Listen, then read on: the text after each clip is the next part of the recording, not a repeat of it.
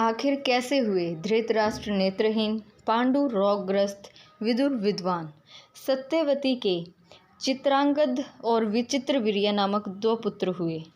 सनातनु का स्वर्गवास चित्रांगद और विचित्रवीर्य के बालक्य काल में ही हो गया था, इसलिए जो उनका पालन पोषण था वो भीष्म ने किया।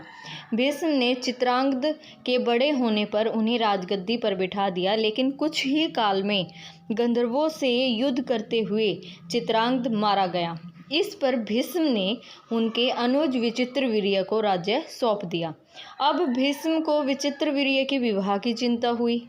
उन्हीं दिनों काशीराज की 3 कन्याओं अंबा, अंबिका और अंबालिका का स्वयंवर होने वाला था।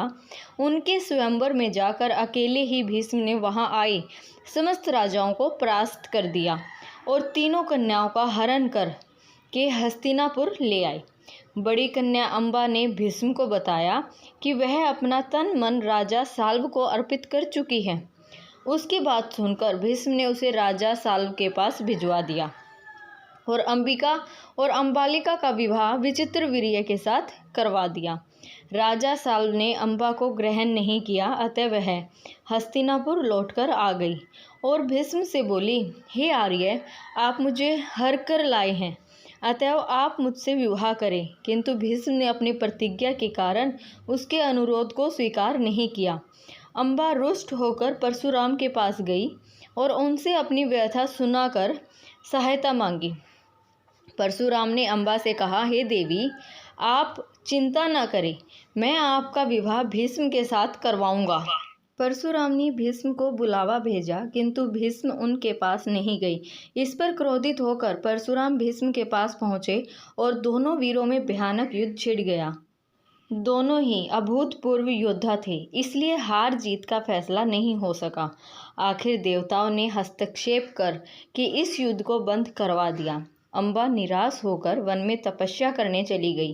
विचित्रवीर्य अपनी दोनों रानियों के साथ भोग विलास में रत हो गई, किंतु दोनों ही रानियों से उनकी कोई संतान नहीं हुई और वे क्षय रोग से पीड़ित होकर मृत्यु को प्राप्त हो गए। अब कुल नाश होने के भय से माता सत्यवती ने एक दिन भीष्म से कहा, पुत्र, इस वंश को नष्ट होने से बचाने के लिए मेरी आज्ञा है कि तुम इन दोनों रानियों से पुत्र उत्पन्न करो। माता की बात सुनकर भीष्म ने कहा, माता, मैं अपनी प्रतिज्ञा किसी भी स्थिति में भंग नहीं कर सकता। यह सुनकर माता सत्यवती को अत्यंत दुख हुआ।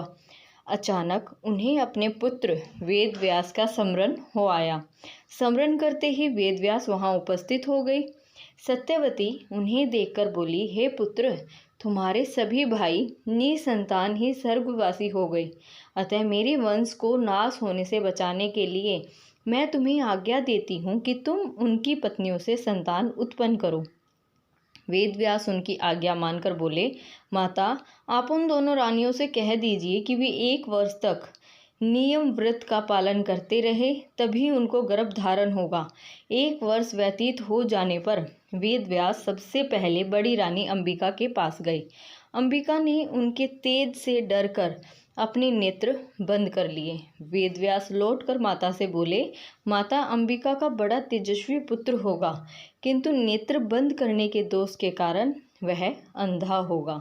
सत्यवती को यह सुनकर अत्यंत दुख हुआ और उन्होंने वेदव्यास को छोटी रानी अंबालिका के पास भेजा। अंबालिका वेदव्यास को देखकर भय से पीली पड़ गई।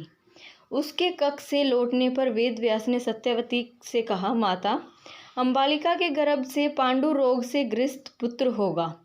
इससे माता सत्यवती को और भी दुख हुआ। उन्होंने बड़ी रानी अंबालिका को पुनः वेदव्यास के पास जाने का आदेश दिया। इस बार बड़ी रानी ने स्वयं न जाकर अपनी दासी को वेदव्यास के पास भेज दिया। दासी आनंद पूर्वक वेदव्यास से भोग कराया। इस पर वेदव्यास ने माता सत्यवती के पास आकर कहा, माते, इस दासी के गर्भ से वेद वेदांत में पारंगत अत्यंत नीतिवान पुत्र उत्पन्न होगा। इतना कहकर वेदव्यास तपस्या करने चले गए। समय आने पर अंबिका के गर्भ से जन्मांत धृतराष्ट्र, अंबालिका के गर्भ से पांडु रोग से ग्रस्त पांडु तथा दासी के गर्भ से धर्मात्मा विदुर का जन्म हुआ। यह कथा आपको कैसी लगी कृपया कमेंट करके ज़रूर बताएं और लाइक और सब्सक्राइब ज़रूर कर दें। धन्यवाद।